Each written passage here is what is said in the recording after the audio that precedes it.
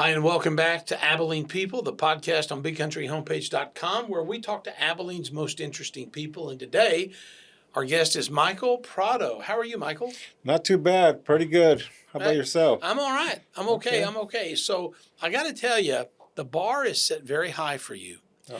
Though I don't know you, you were recommended to me by a friend who recently was on the podcast, Rostin Collerman, the executive director of Habitat for Humanity Abilene, and he said these words. He said, "You got to have Michael Prado on the podcast. He is the most interesting person in Abilene." So here we go. You got to prove him right. You ready? The bar's high. The bar is pretty high. All right, you're described with wearing a lot of hats, a lot of things, a lot of ways. I want to get into all of it. I want to talk about your history because I do think you have a very compelling, interesting history. But I first want to talk about Narcan. Okay. What's Narcan and how were you involved in the Narcan vending machine over on Butternut Street? And I think there's a second one coming. How we got involved, it's a community. It was a community. It's a community Narcan machine. It's us. It's Abilene Recovery Council.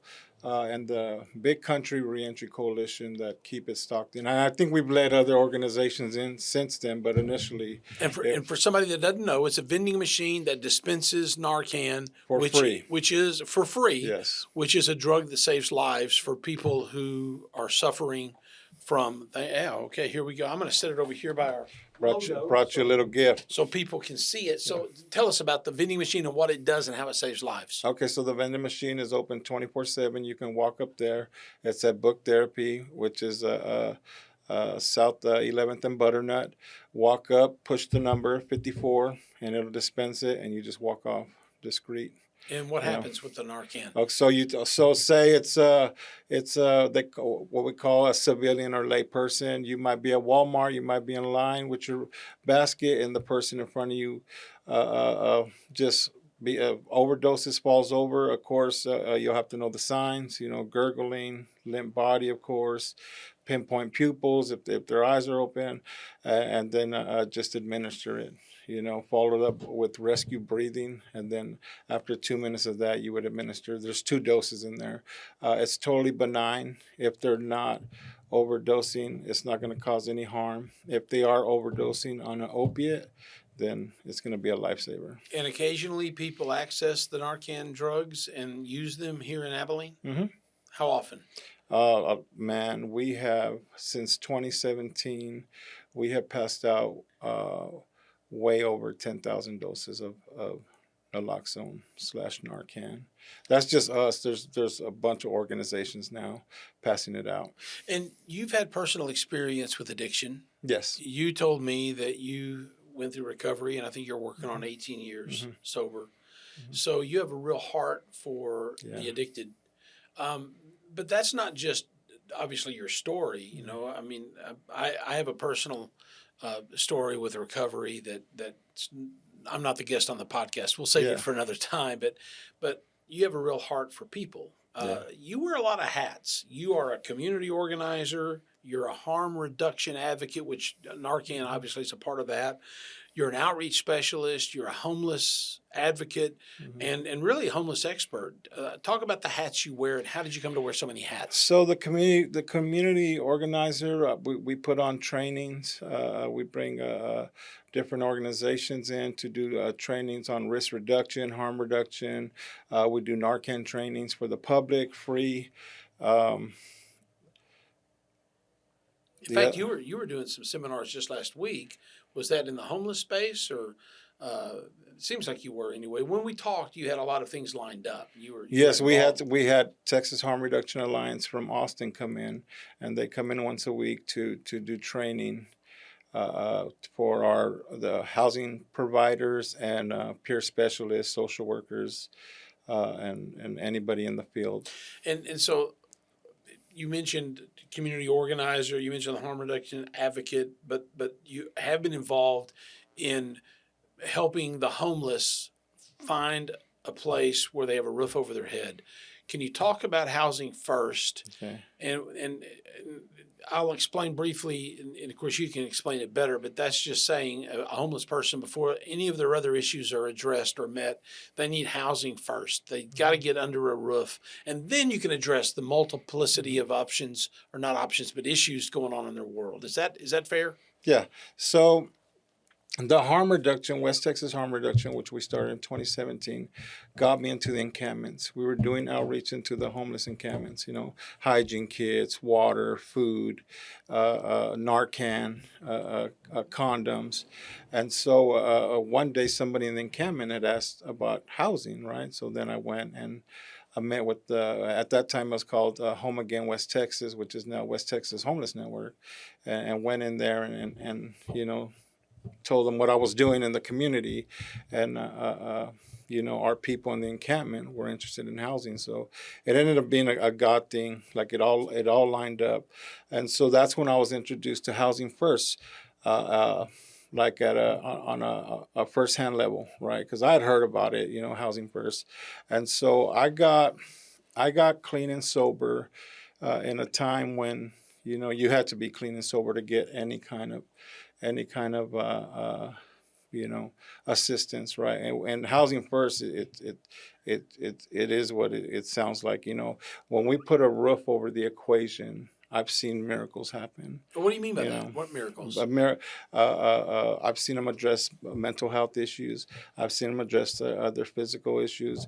I've seen them address their substance use issues. I've seen it go from using every day to not using. So here's a person with all of these issues. They don't have a place to live. You help them find a place to live, and it opens the door for problem solving. Mm-hmm. Yep. And it centralizes them. Because if you think about it, if we had to go back to a 10 every day, it's pretty depressing. Or an encampment, that's pretty depressing. So I'd probably, when I was homeless, I used the substance to help me cope with the depression or life, So Michael, what do you say to the people who, and I think there are good people who say these kind of things. They're not mean spirited, but they might say, well, the problem with a homeless person is they're just lazy, or the problem with a homeless person is, they're mentally ill. What do you say to those people, and what are the issues that drive homelessness if it's not laziness or mental illness? Everyone has a story. That's somebody's son, brother, aunt, uncle, dad, mom, grandparent, granddad, and they all have a story. You'd be surprised how many people just got a bad break. I've ran into a lot of business owners that got the short end of a deal and ended up homeless, or a death of a significant I've seen a lot, like a death of their husband where they needed both the incomes, and now one income's gone and they couldn't pay the rent or the mortgage and ended up at the Salvation Army, and then Butternut, and then an encampment, And so everyone has a story. There's not just like a cookie cutter that they're lazy or they're not. A big one that we hear is that they're not from Abilene. No, these are our people, And I've always told people, like, homelessness has evolved in Abilene, Texas. So it's gonna take all of Abilene to help fight homelessness. Do you think that when people say, well, they're not from Abilene, are they speaking out of just not knowing? And I'm wondering if that can also be a bit of a wall that's put up to prevent me from knowing. They're not from Abilene. They're just lazy. Mm-hmm. It kind of, excuses me from being responsible to help and engage. It's easier to say that they're not from here or they're just passing through than rather to start engaging and start trying to help or finding your niche to help. And does Abilene currently, where we sit today, does Abilene have a fairly large homeless population, and are they out there, and what will happen to them when the cold weather comes? Ooh, we do have we do have a fairly large population, especially now with the no camping ban that was passed a couple of years ago. It's kind of like displaced them where we knew where they were at. So it's getting trickier now to go and locate them and have them assessed and link them up to other solutions. Or If you don't mind, tell us about the no camping ban. I remember that, but I'm not well versed in it. What happened? What was that decision, and how did it affect our homeless population, or helping our homeless population? So basically, it's made a camping of any sort illegal in Texas, where they can't just centralize in one spot, while we try to help them out or while they're receiving services, so they can get fined, they can get arrested, when they do encampment sweeps, they lose their documents, that IDs, birth certificate, social security card, then we got to start again from ground zero to help them out. So it just seems to me that, again, what might sound like a good idea, well, let's just arrest our homeless people, may not actually be a sustainable long-term solution, which is really what we ought to be looking for, right? So a long-term sustainable solution would be housing first. Then we address the other issues. I don't want to talk all about homelessness, but it's obviously a big part of the equation is finding the homeless person's housing. Again, the cynic might say, well, man, I'd love a free house. Yeah. But that's not exactly apples and apples comparison. We're talking about, we're not talking about putting people into large homes with HVAC that, free electricity, paved driveways, given a car. We're talking about a real issue with real people in our community and finding just a place for them to be where they can have an opportunity. Is that, help me understand it? Basically what you just described it. We're not putting them. It's not a lavish life. It's not anything beyond their means or in the beginning it is because they're used to, a tent, encampment, a sidewalk. So we usually get 1-bedroom apartment. It's got to be under it's got to be under a certain amount a month. And then from there, once we get them housed, then we start working on, wraparounds. We call it wraparound services. Where we'll see where what they want to address first. So I'm interested in the Michael Prado story because you mentioned that you're 18 years sober. Yeah. And you've gone through a whole lot of challenges as well as blessings in your personal life. Yeah. What's your story? Where did you come from and how did you get here today? That's a good question. I am pro Abilene because I am a product of Abilene. So my father was born and raised here. My grandparents migrated here from Guanajuato, Mexico, and then he had all his kids here. They migrated west. I was born in Los Angeles. Me and my brothers and of course my mom. My mom's side, they're all from Los Angeles. So I struggled with gangs and drugs in Los Angeles in the 80s and 90s.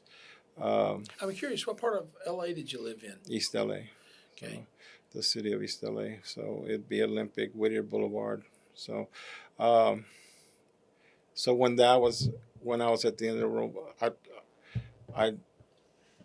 I moved to Abilene in 2004. Got clean and sober in 2005, and then just started utilizing what Abilene had to offer me.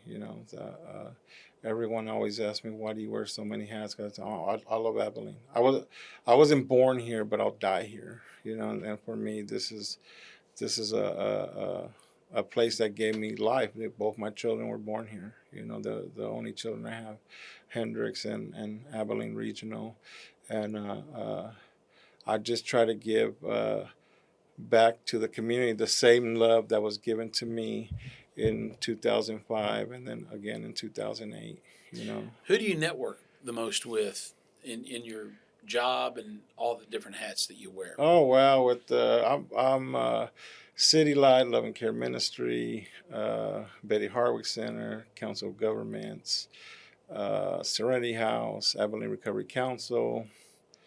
Um, who else? Wow, Abilene Absolute Recovery Solution. Just anybody and everybody. So if I missed anybody, it's because it's a long list of people I uh, I associate with. Abilene Hope Haven. You know. So, when you say you got clean and sober, what is that? I got clean and sober. 5 words, but that's 5 words that describe a life changing commitment and process. And the clean and sober people that I know are all vigilant about their day-to-day activities and their commitments to attend meetings. And is that still the world that you're living in day to day? And how does that work for you? I still I guess do what I have to do since day one. You know, which is meetings and anything that pertains to meetings. You know. You know, I think that people who've never experienced either addiction themselves or people who've not had a loved one be addicted just can't really grasp the every single day you get up with the idea that today is going to be a day that I remain committed to what got me here. Can you describe that a little bit for the person that's not initiated or doesn't understand? I would say I don't know. It's like it's second nature now to me. So I was taught early on to trust God, clean house, and help others. You know, and I think today where I'm at, it's so in the beginning it was like God help me, right? And today it's like God use me. Every day God use me. How are you going to use me today? And it started with the Narcan, you know, because one. Dead people can't recover, you know.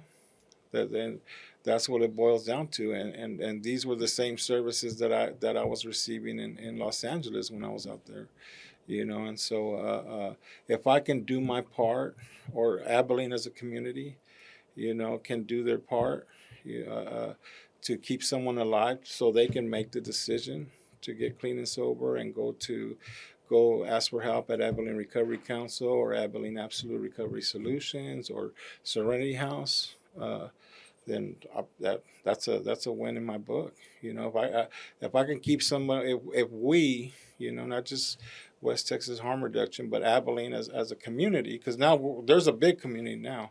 There's a lot of people fighting the opioid epidemic, and so if we can all stay on the same page, you know, and when we do, it's a beautiful thing. You know, a long time ago, I was told there's builders and there's destroyers, right? They're like, which one do you want to be? And so we're not talking about builders of buildings or programs. We're talking about builders of people, of spirit, of love, of care, of compassion, of humanity, of dignity, of respect, you know. Well, you're throwing down some pretty big concepts that concern so many of us these days. It's like we live in a world that is, you know, after all those things. Those things used to kind of describe our culture, but now it's like we live in a post-kind world, a post-loving world, a post-cordial world. I don't know if you agree with that or not, and that sounds pretty, you know, pretty pessimistic. I realize, and but I just got to be candid. I feel that way sometimes, and do you feel that way sometimes, or? Man, I just keep doing my part.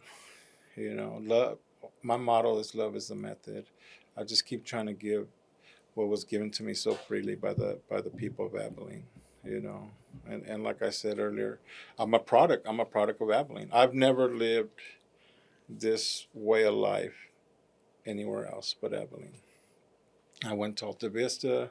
I graduated TSDC. You know, everything has been in Abilene. My first jobs, my first children, got married in Abilene. You know, everything. You know, I don't want to get emotional, but I am, when I say I'm pro Abilene, I'm pro Abilene. You know, uh, I believe our job is to make Abilene a better place and be builders. You know, especially of love. You know, so that's the main thing we give out during outreach. You know, it's not the Narcan or the hygiene kit or, you know, the hope shot that maybe there might be some housing or money involved. No, it's love. You know, we one time someone in the encampment said, "Thank you for being cool. We didn't think love was showing up again." You know, that's major. Or to have someone in the encampment. I've been prayed over many a times, but when a neighbor experiencing homelessness or a person that uses drugs prays over you, that just hits way different. So I want to ask you if do you ever talk to somebody who's at that point of giving up? And do you have a magic potion? Do you have fancy words? What do you give them? How do you? I hear you say, "Well, I mean, I love them." Mm-hmm. How do you make them well, you can't. Let me rephrase the question. How are you so committed to that model that even if they refuse to see it, believe it, or accept it, you're still there for them? Man, a hug. You know, there's something about a loving hug. You know, words of encouragement, remembering their name. That's major. When I remember somebody's name, that no one, you know, asking them, one of my icebreakers or just to get their mood up is like, "What's good with you today?" Right? Because I know when I was in their shoes, all I was ever told is, you know, "What's wrong with you?" But when I ask them, "What's right with you today?" You know, and they let me know what's right, you know. Usually it catches them off guard. The first time I usually ask somebody that, they don't know how to answer. You know, I think we get caught up on what's wrong when really there's a lot right, even no matter what situation we're in. So, if somebody's watching this podcast or listening to Michael Prado and they say, that really touches my heart, I'd like to get involved. And then they think, well, one thing I could do would be I could make some sandwiches and make water bottles available to homeless people and drive around to the areas where I think they'll be on a Saturday night or, a Monday morning or whenever, and give that. Is that a good thing? Is that something you would encourage people to do? Or is there a more strategic and better thing for somebody to do? We have a lot of people, well, not a lot, but we have some organizations or individuals that do that, throughout the community. We West Texas Harm Reduction and West Texas Homeless Network do outreaches. Betty Hardwick has a crew called the Community Health Workers that do outreach on a daily basis. And they hand out water, snack during the hot, during the summer, and then the winter we pass out like toboggans and gloves and give rides to Salvation Army. But if they want to pass out snacks and all that on their own, they can, or they can reach out to us and we can schedule a ride along, or of course we like to do like a little training, do's and don'ts, especially like when going into the encampment. Not that it's dangerous, but there's just like some do's and don'ts that are. Yeah, and how would people reach out to you? How would they get a hold of you and say, "I'd like to help. I'd like to be involved. I'd like to come to that training. I'd like to do something." Our Facebook page or the my number or my my email, the email I got. So when we conclude, I'm going to get the Facebook info and the email, and Travis, our producer, will put it on screen for people if they're watching this. So if you were given the platform, and I think you do speak a lot, I think you're a resource for a lot of different things and people and organizations. But if you were given the opportunity to stand up and speak to a listening Abilene, what would you tell them? What does Abilene need to hear to live in this world where, as you say, love is the method? What does Abilene need to hear? What would you tell them? We need to put aside our differences, and we need to start investing in humanity. We need to start investing in love. We need to.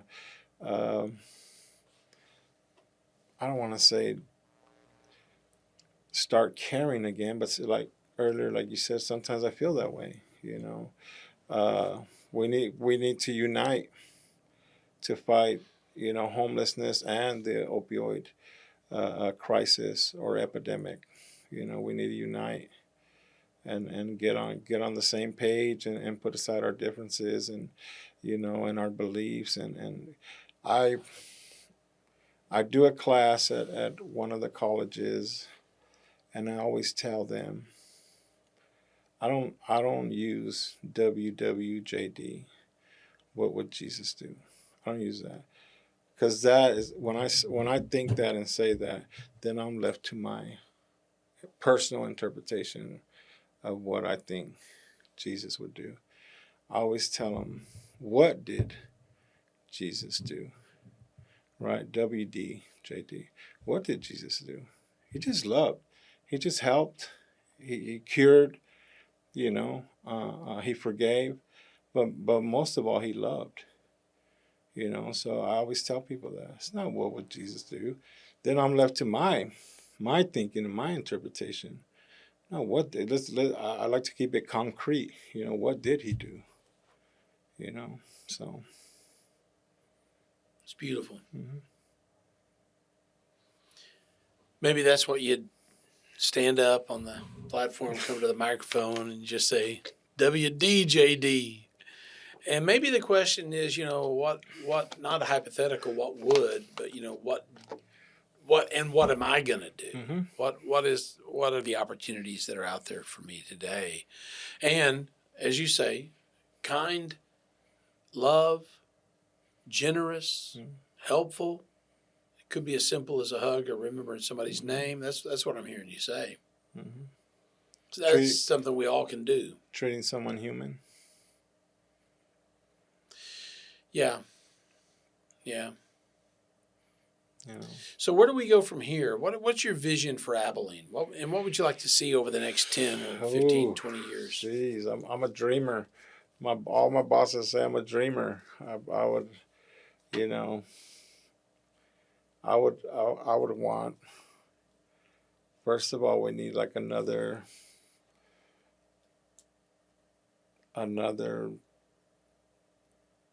We need more housing. We need more affordable housing. That first and foremost. We're growing and we weren't prepared to grow. So you're concerned, I would assume, about the difference now between the really uber expensive housing and the. I'm just we just don't have much. We just don't have much on the other end. That's affordable. Apartments, affordable those. So we need that. That Abilene's growing. It's grown. I've been here 21 years, and it's grown. I remember there was nothing after 707. So it's almost all connected now. So we need more affordable housing. I would like to see a bigger scale of I don't want to say apartments, but something affordable, something you can execute a Abilene Housing Authority voucher at. It's so many of the apartment complexes that have been built or are being built or being planned, are man, $1,500 a month. Yeah. Posh places.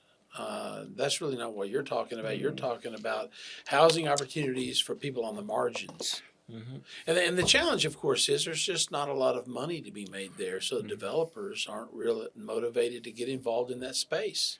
Yeah. So what would you say? What any ideas? Is it collaboration and partnerships? It would be collaboration and partnerships. Actually, it would probably a citywide collaboration.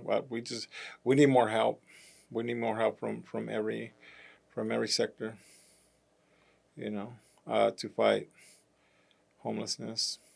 Yeah, and again, back to the cynic that says, well, we're talking about lazy people or mentally ill people. Well, actually, no. And in fact, the challenge is I'm hearing you say that population is likely to grow as the disparity between the wealth and the poor gets bigger, as housing options become fewer. Yeah. So where are people going to go?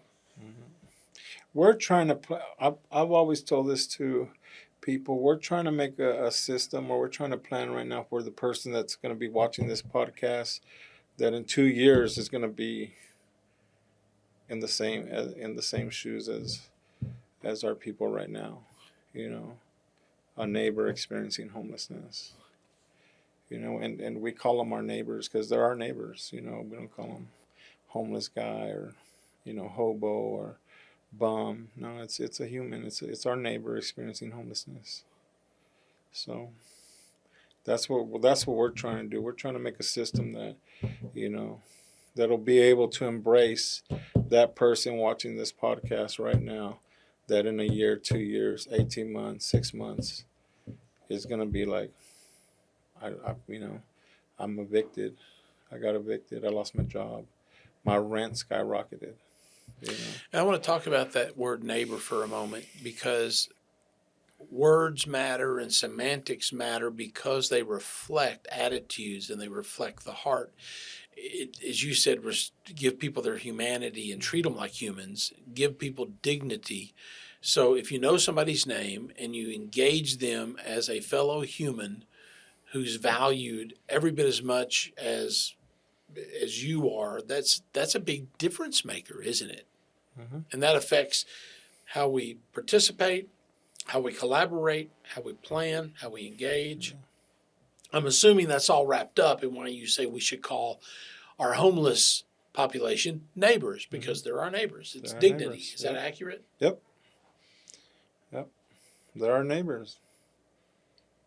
Back in your day when you were homeless, did you have somebody, or was it a bunch of somebodies, that gave you dignity, that treated you as a human, that made the difference? And do you remember them? Or are you still in touch with them at all? Or you just remember them as the people who helped you in that moment? And I guess what I'm saying is because people have that opportunity today to play that role for somebody, like somebody played for you. Yeah. It was different members of the community. Some are here, some are gone. My counselor at Serenity House, that were there at the time, who else? Deacons and reverends, but most of the people were, I believe that God just had them there at the right place at the right time, because they're not here no more. Some have passed, some have moved on, some have left the state, but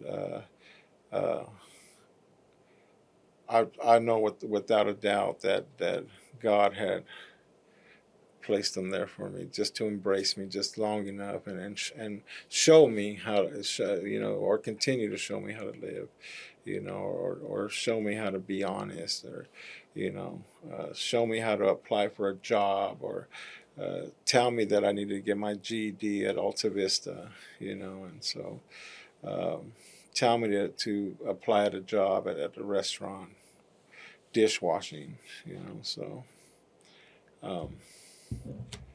I believe that they were here just to embrace me for that season or that moment in time. So, Michael, it's been great to meet you. Great to have you on the podcast. You're thank doing you. an incredible good We're work trying. in our We're city. trying, man. You know, we're trying to keep hope alive, and we're giving it. And it's not just me. It's a whole network. You know, it's the West Texas Homeless Network, and then a bunch of volunteers with West Texas Harm Reduction, and anybody and everybody that I associate with on a daily basis, text, email, call, you know. And so it's I don't know, it's a joint effort, like, uh, but I do know that you know we need we need uh, uh, we need help. We need people to help. So, Well, thank you for yeah, all you do. thank you. Thank you, thank you, thank you. Yeah. And thank you for being with us on this episode of Abilene People, our podcast here on BigCountryHomepage.com. And a big shout out to our ace producer, Travis Corrigan.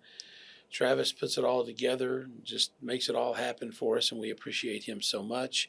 And we appreciate our guest today, Michael Prado. We appreciate the network of people that he's talked about today and introduced us to. And again, Travis has put down in the screen and computer graphics all that information for you. I hope you'll take advantage of that and get in touch with Michael and the good people.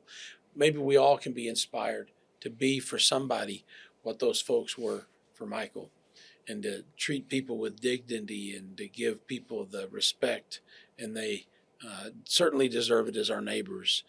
So we'll be here again in the very near future with another guest on Abilene People. Be sure to watch on Big Country Homepage, download the Big Country Homepage app, get those alerts, and be the first to know when a new episode is dropped. Have a great day. See you next time.